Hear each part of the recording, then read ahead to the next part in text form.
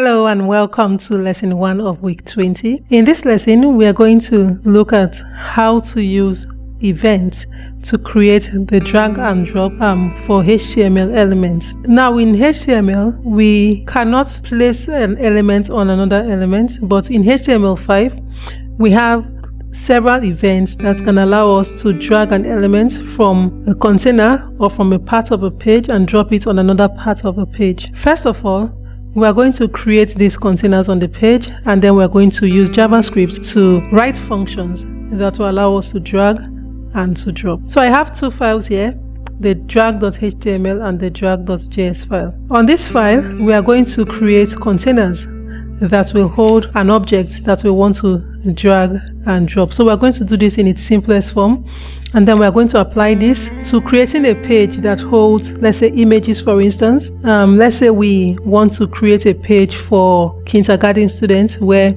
they can drag an image that stands for something. So let's say we have an image of an apple, a banana, and we want them to drag it into container labeled A, B, C, indicating the start of those letters. So we're going to create something like that. But let's start with creating the containers here. So I want to first of all use the div tag to create. I will start with 3 containers. So I'll create 3 div containers like this. And I'm going to give each of this container an ID to uniquely identify the container. So let me name this container 1, and this will be ID of container 2, and this is going to be ID container 3. So I have these 3 containers. I want the first container to hold an item that I want to drag between the second and third container, and I'll be able to return that item to the first container. So I'm going to put another item here. I'm going to use a div tag, and I'm going to use an ID here, and I'll say this is an ID of, let's say, drag item 1, or let's say we have 2 items that we can drag. So I'll say an ID here is drag item 2. So I've created 3 containers. Let's create styles for these containers so that we can see them on the page. So I want to create a style for container 1, 2, and 3. So let's say container 1, container 2, container 3. I want to float to the left so they can be laid out side by side. So I'll put float left. I also want to set a width for the container. Let's say the container is 150 pixels. I want to set a height for the container. Let's say the height is 100 pixels. We want it to have a margin around it to be, I'll use 20 pixels, and I want it to have a border, and let's say the border is, let's say it's 1 pixels and is solid, and I'll use red. I'll save this, refresh my page. I have the 3 containers here. I want to have the item container to have 2 items. So I'm going to put a style for drag item 1 and drag item 2. So I'll put it like this: drag item 1, drag item 2. And I'm going to make a style to say I want it to have a background color of blue. Just want a tiny blue box on the page. Let's put a height of 20 pixels so we can have a box, and we have a width of, let's use 20 pixels. Let's use a border. I want the border to be 2 pixels. We want it to be dashed, and we want it to be green. And then let's use a margin of 10 pixels between them, or let's say 5 pixels. And let me save, refresh. We have 2 boxes, and the margin did not apply, and so we have 2 boxes with the margin of 5 pixels between them here. What I want to do is to be able to grab this and drop here, and by default we can't grab any container in HTML. The first thing you do, for the item you want to be able to drag, you want to set an attribute called draggable like this, and you set the value to true. So we're going to set both as draggable containers, and we'll set them to true. So we have these 2, refresh, and now we can take it and move it. But we have not created anything that allows this to accept the item. So what we want to do as the overall goal is to be able to take this, drop it either here, or take it back here. So we want to be able to create that effect when we can move items around in a page. And when you start creating things like, let's say an education application, you want to create an examination portal where you have drag and drop kind of examination for, let's say if you are creating this for lower grade schools, this will come in handy because you will need to have some drag and drop kind of questions. And so we're going to look at how to do that. So we have successfully made this a draggable item. We want to be able to drop these items when grabbed into the container, and we're going to create that effect in the drag.js file. Now, there are events that are fired when you drag. Like when we grab this item, 3 events happens when we drag this.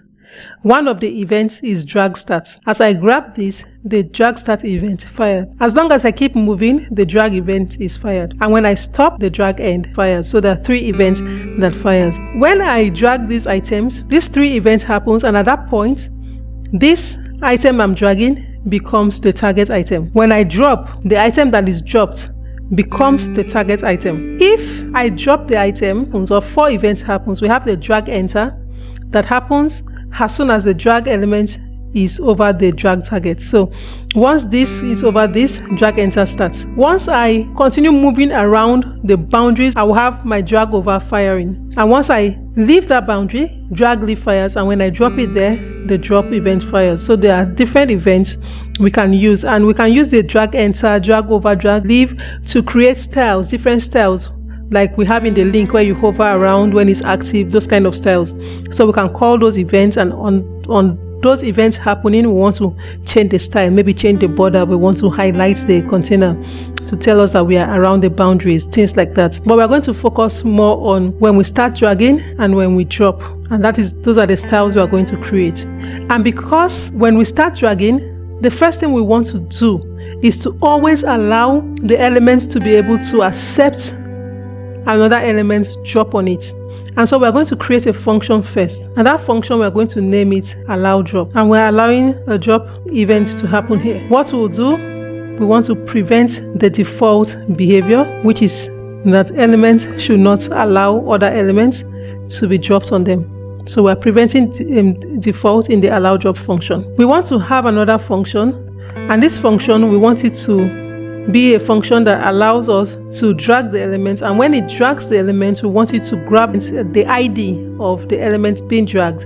And we are going to use, let's say, event dot. There's a property, or there's an object called data transfer that has 2 methods, the set data and the get data. Here we are going to set the data by using the data transfer object dot set data, and we are going to provide the format, which is usually text, and either we have a text or plain format, or we have URI list. So you specify text here, and we want to say we are going to be getting the ID. So av.target.id. So this is all we are going to do here. You can add further styles here if you want to do something else when this is dragged, but we want to set this data, and when it is dropped, we want to get it. So let's say drop, and on drop event we want it to say, so when it is dropped, again, the default is to open it as a link, and we want to prevent that default behavior. So we'll say prevent default first, and then we want to create a variable called data. And what we want to do here is to get so say data transfer dot get data, and all we are providing here is just the format, which is text. When we do this, we also want to say, so we want to get that target ID, and we want to append child, and what we are appending is the element with the ID that we have gotten. So we'll say element document dot get element by ID, and we want that to be data. So this is like the standard when you want to drag and drop. This is as easy as you can write your code for JavaScript. You allow it to be able to drop item on themselves. You create a function for dragging, and this function sets the data of the item drag, and for the drop you want to also get the data for the item that is dropped. And when you get it, you want to add this now, the item that is dropped as a child in the container that it is being dropped in. And so we've written these 3 functions. It's time to apply these functions on our HTML file. Now, for this container, we want the first container to hold the items that are draggable, and we also want it to be able to allow us to return the items back in the event that we change our mind about taking the item out of the container.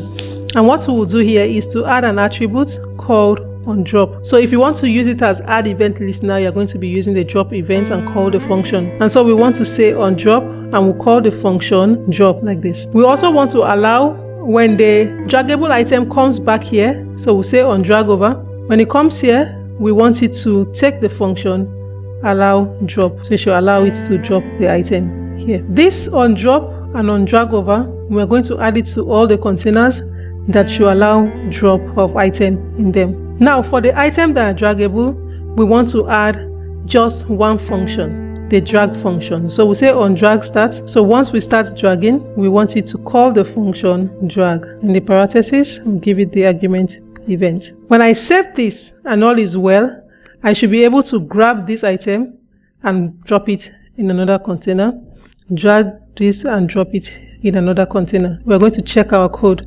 So we have this has container 2, container 3, item 1, and item 2. So we did not put the on drag start here. So I'll put on drag start, and what we want to do here is to allow it to drag event. Save, refresh. I'll be able to take this here, take this here. I'll be able to return them. And so this is how we can use the drag and drop. So you are going to read more about this, read more about the events that are fired and how to use the events. And I want you to try using things like drag enter to create styles. Like when the drag item is hovering around the boundaries, you want to say, let's say you want to change the color of the border of the drop container to something else so that you know that you are within the boundaries, and when it leaves, it goes back to the original. So you can try your hands around that to see how you can create that. I'm not going to do that for you because I want to encourage you to explore with this. Now, this is the basic way we can do this. So we can add more containers for dropping. For instance, let's say we want to use images instead of these containers like this. So I'm going to remove the div tag and change this to an image. So let's say this is now an image tag, and in my images folder I have the image of an apple, banana, cherry, dates. I want here to have the image of apple. I want here to have, I'll change this to an image, the image of banana. So let's set this image height and width. Let's say I want this image to have the height of 30, the width of 30. So let me say width is equal to 30 and height is equal to 30. Or I'll make it 20. So let's make it as, no, let's just leave it as 30. And I'm going to do the same thing, width and height for the banana. And I'm going to copy this. I'm going to create 2 more images, and I want this to be the image of the cherries. The extension is JPG, so don't forget your file extension, and banana.jpg. We are going to use this as dates.jpg. So we have the images. We'll change the IDs to draggable item 3, 4, and then we have drop events. Let's say this allows drop of everything labeled